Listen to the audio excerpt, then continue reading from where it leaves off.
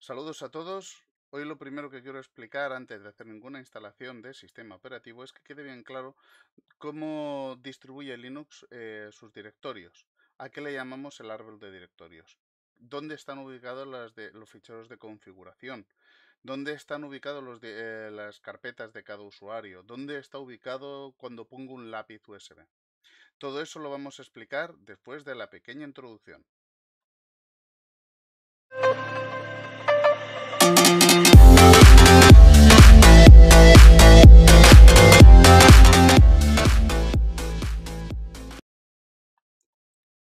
Todo sistema operativo Unix, o basado en Unix, como es por ejemplo Linux, tiene lo que se le llama la raíz.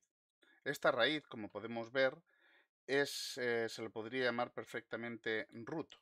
Perdón, se me ha quedado bastante feo esto.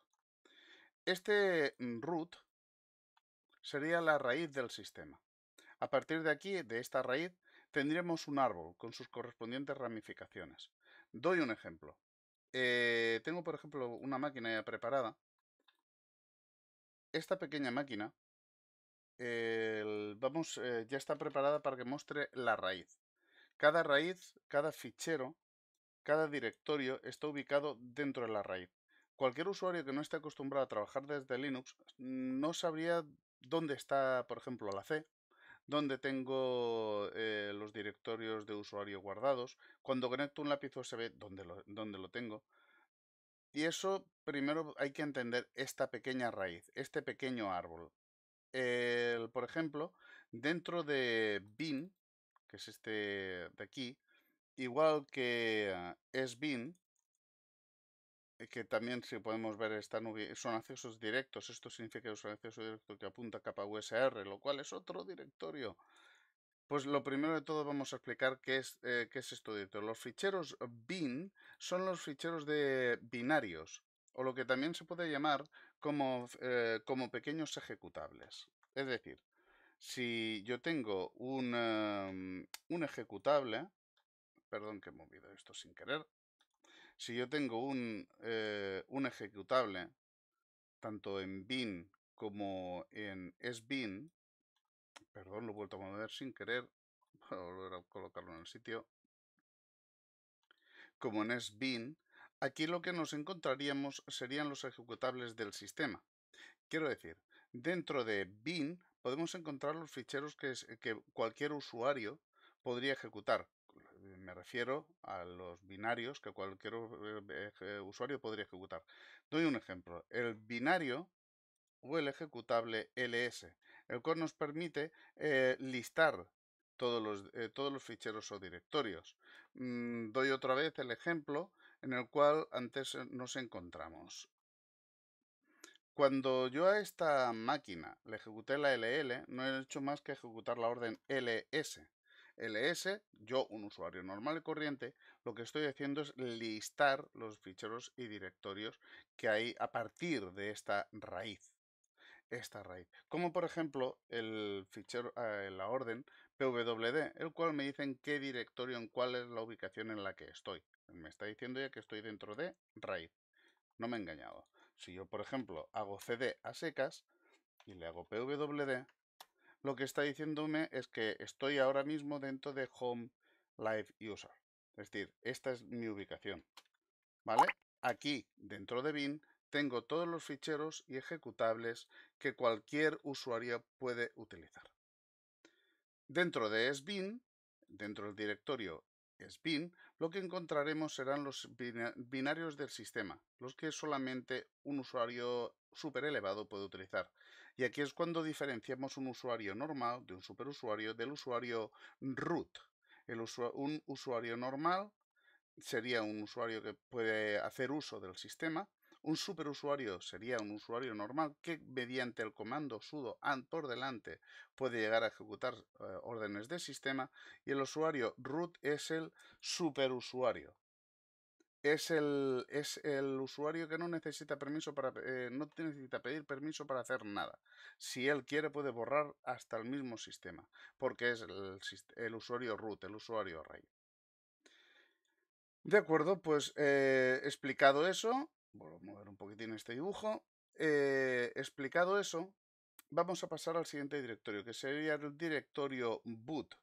El directorio boot es donde está ubicado, por ejemplo, el kernel. El kernel, para hacernos una idea, es el núcleo del sistema, el Linux propiamente dicho, junto con VM Linux, que sería el volumen, perdón, la máquina virtual de Linux, como su initrd, y el group. El group es algo que también hablaremos mucho más adelante, que es el gestor de arranque, perdón, el GNU Record Unix Boot. El gestor de arranque que, entre otras cosas, me permite, le dice al sistema operativo perdón, le dice al ordenador qué sistema operativo pueden llegar antes, puede encender antes, perdón. Doy un ejemplo. Si yo tengo un ordenador con dos sistemas operativos, es decir, con Windows y con Linux, el grupo se encargará de preguntar qué sistema quiero encender antes, si Windows o Linux. Y por defecto, cuál es el sistema que yo estoy diciéndole que inicie. Un punto fuerte también a tener en cuenta es el etc. El directorio etc es justo el directorio de configuraciones de sistema. Host Specific System Config, es decir, todos los directorios de sistema estarán aquí. Doy un ejemplo otra vez. Con la máquina virtual que tenemos antes, ahora, perdón, aquí yo me voy al directorio etc, si sé escribir, y listo todo lo que hay. Aquí, entre otras muchas cosas, hay un fichero que se llama fstab. Este fichero, que ahora mismo tengo vacío lógico, no está instalado, esto es una live. En este fichero encontraré el punto de montaje de las particiones.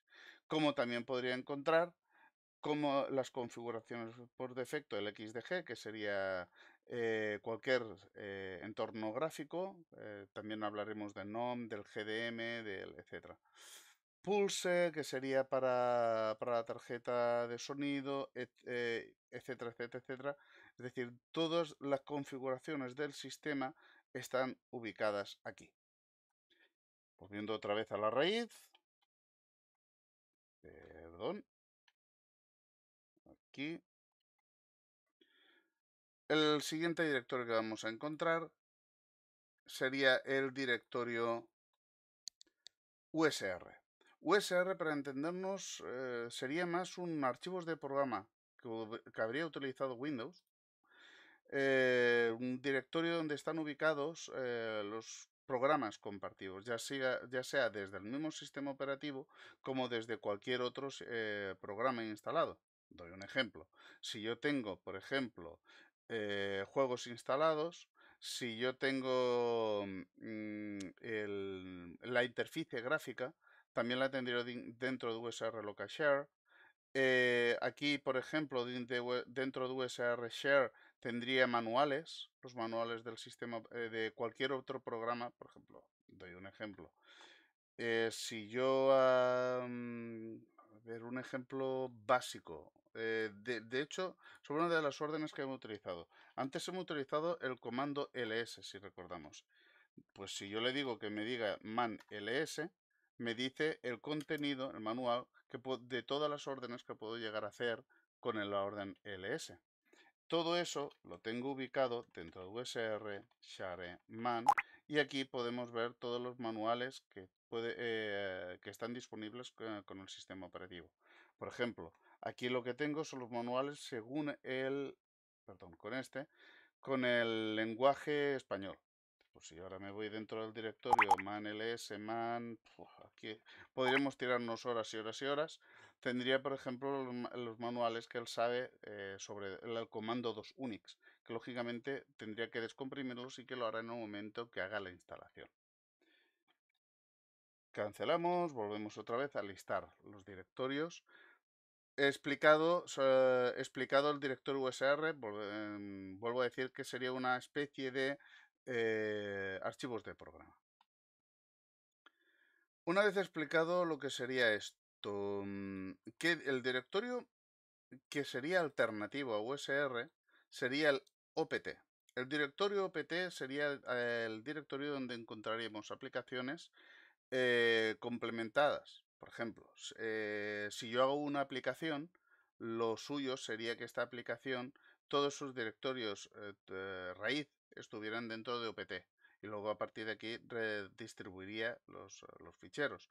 Un ejemplo sería el TeamViewer o el mismo Google Chrome. Google Chrome, todos sus programas, la raíz de estos programas están dentro de opt.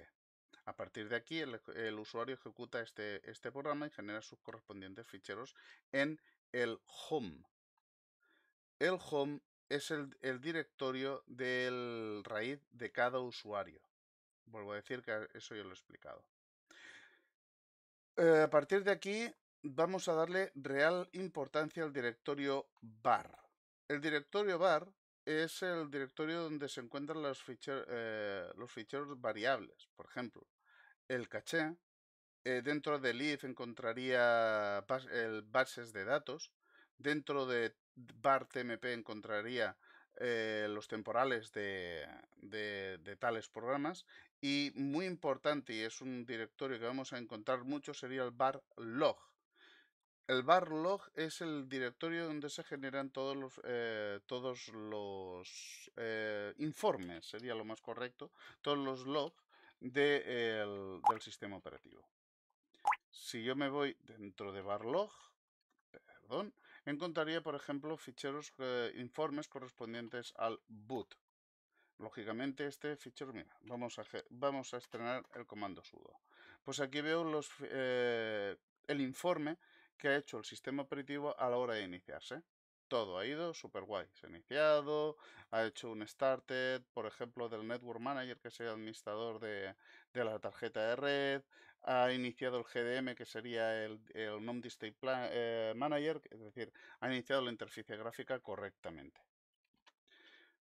Más adelante hablaremos de los systemd y de cómo ver los informes de sistema mediante la orden journalctl. Desde aquí vemos el informe mucho más complejo, mucho más largo. Y todo es gracias precisamente al barlog. De acuerdo, volvemos otra vez a la raíz. Y por último vamos a hablar de los directorios media y los directorios MNT, es decir, los puntos de montaje. Los directorios de punto de montaje, como son por ejemplo media y MNT, tienen una pequeña diferencia y precisamente es debido a su uso. Perdón, los directorios media, el directorio media, no son directorios solamente hay uno, el directorio media es donde están ubicados, precisamente en esta imagen no lo tengo, pero existen. El directorio media es donde tengo ubicado todos los puntos de montaje temporales, por así decirlo, que se muestran dentro del sistema de la interfaz gráfica. Es decir, si yo conecto ahora no está, si yo conecto un lápiz USB, este lápiz USB se montará por defecto dentro del directorio media y se generará un acceso directo en el escritorio o en el administrador de ficheros correspondiente de este punto de montaje. Y simplemente por el hecho de que esté dentro del directorio media. El directorio MNT, y este sí que está explicado dentro del fichero, de hecho voy a hacer no, no lo voy a hacer. Lo siento. Más adelante hablaremos de cómo conectarme remotamente a otro equipo. Pero antes lo que quiero que veamos es el directorio MNT. El directorio MNT es donde se montarán, por así decirlo, temporalmente otros ficheros, o otros directorios, otros puntos de sistema.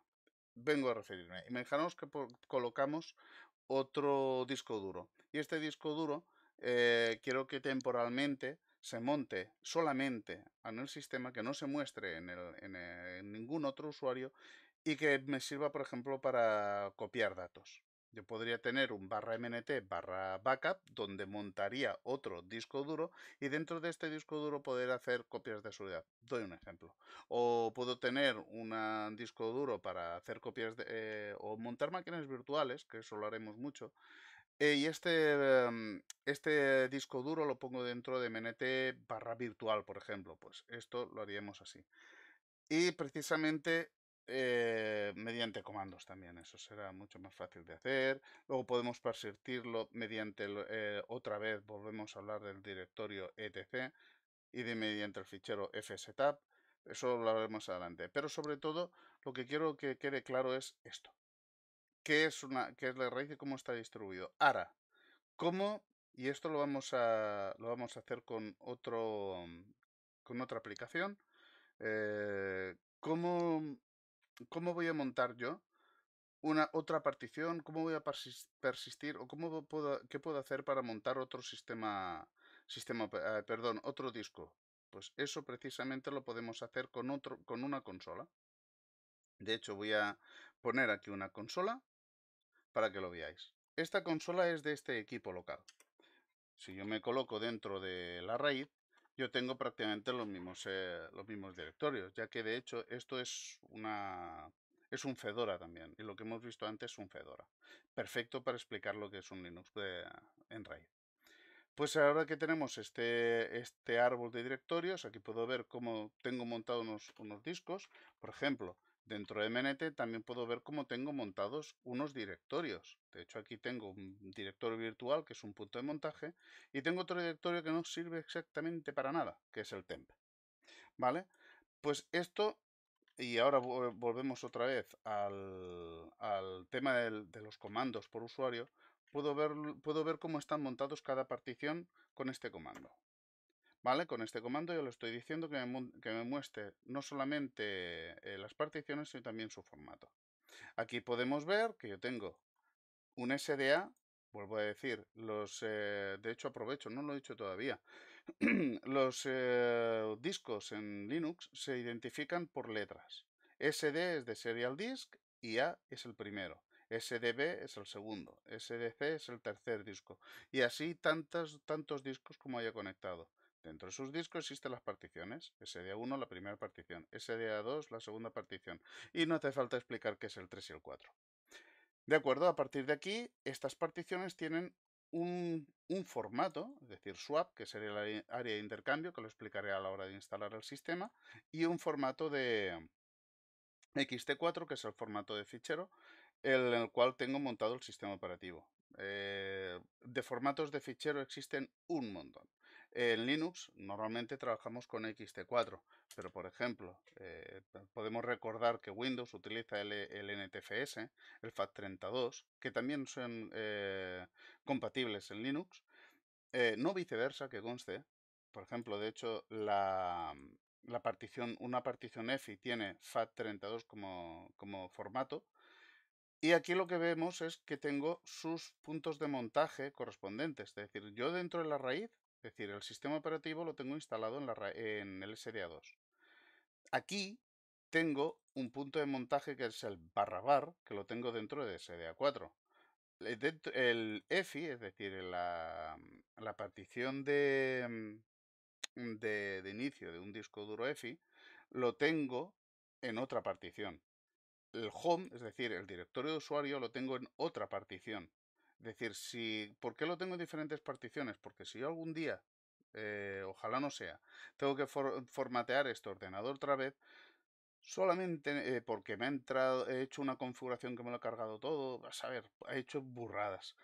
Pues lo único que tengo que hacer es volver a hacer la instalación del sistema sobre raíz, sobre el bootEFI y sobre swap. El resto, y de hecho también sobre bar. El resto queda innecesariamente que se tenga que borrar. Por ejemplo, el home. Si yo hago la instalación y durante la instalación yo le digo, oye, que la home la tengo en esta partición y me la perpetúas, me la conservas, el ordenador la próxima vez que se encienda y le diga al usuario, que curiosamente sea igual, ya volverá a iniciar este usuario sin necesidad de haber perdido nada. También una cosa que puedo ver es el espacio disponible de cada partición. Y aquí, como decía, tengo otro disco duro montado dentro de MNT. En otras palabras, en un Windows sería una C, sería una D, sería etcétera, una E, pero aquí tengo una raíz y dentro de esta raíz tengo mis puntos de montaje. Y estos puntos de montaje son únicos. Y así como los gestiona prácticamente Linux. Puedo ver también otra manera de ver los puntos de montaje con el comando mount. Y aquí no solamente veo los puntos de montaje, de hecho este comando es mucho más importante, más antiguo que el LSBLK. Para los que quieran hacer certificación, este comando es de certificación.